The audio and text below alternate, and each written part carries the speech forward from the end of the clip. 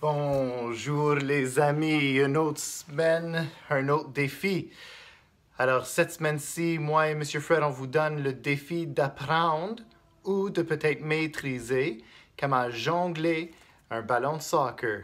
Maintenant, comme de raison, on peut utiliser n'importe quel ballon qu'on a à la maison.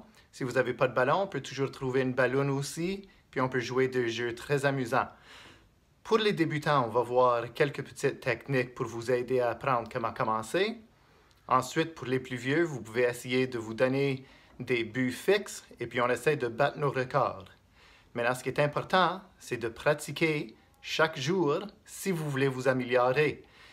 Ça peut être frustrant, mais l'important, c'est de continuer avec une bonne rigueur et de mettre l'effort à s'améliorer. Alors, est-ce qu'on est prêt pour un défi cette semaine? J'espère.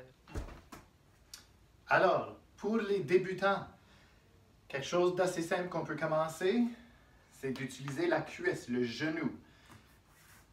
On commence avec le ballon dans les mains, on fait bondir sur le genou une fois. C'est de la bonne pratique d'équilibre et aussi ça prend de la force dans le dos, les abdominaux.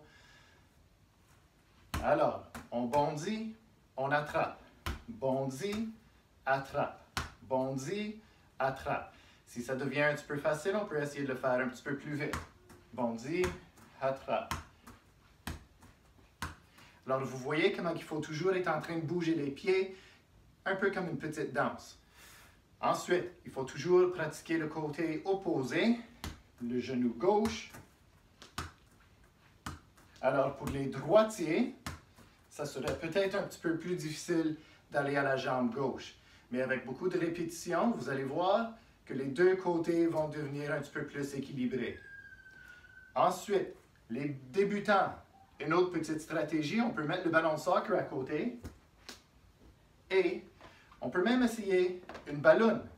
Alors, si on est plus jeune, on n'a jamais essayé, on peut commencer avec la ballonne sur le genou. Le genou, c'est important de se reculer le dos un petit peu, garder le genou haut pour que ça soit comme une table, pour que le ballon rebondisse dans les airs. Si le genou n'est pas assez haut, le ballon va s'enfuir, puis ça va être plus difficile. Alors là, je peux aller au genou gauche et on pratique l'équilibre et de faire un bon contact. Alors ça, c'est des petites idées pour les débutants. Maintenant, les élèves qui ont un petit peu plus d'expérience, on peut faire des tours de jeu pour commencer, comment commencer avec le ballon. Aux pieds, aux mains. Au lieu de se pencher puis se donner mal au dos, pourquoi pas utiliser les pieds? C'est du soccer finalement qu'on est en train de pratiquer. Pour les plus vieux, on peut se donner des défis, d'essayer de se rendre à un nombre fixe. Une fois qu'on est capable de battre ce numéro-là, on veut augmenter le défi. Une autre façon d'avoir un différent défi, pour les vrais amateurs de soccer, prenez un ballon qui est beaucoup plus petit. Ça va faire votre vie, comme vous pouvez voir, beaucoup plus difficile, qui vous donne un meilleur défi. Une autre chose qui est importante, M. Maître est en train de le faire dans sa cave, parce que si je brise quelque chose, c'est moi qui va payer puis le remplacer. Alors, si vous voulez aller dehors, ça serait encore une meilleure idée. Je pense que vos parents pourraient apprécier ça un petit peu plus et on ne risque pas de briser une lampe ou des lumières, une fenêtre encore pire. Alors, ça c'est le défi de soccer pour les débutants. Rappelez-vous, comment c'est très facile. On rebondit le ballon aux mains.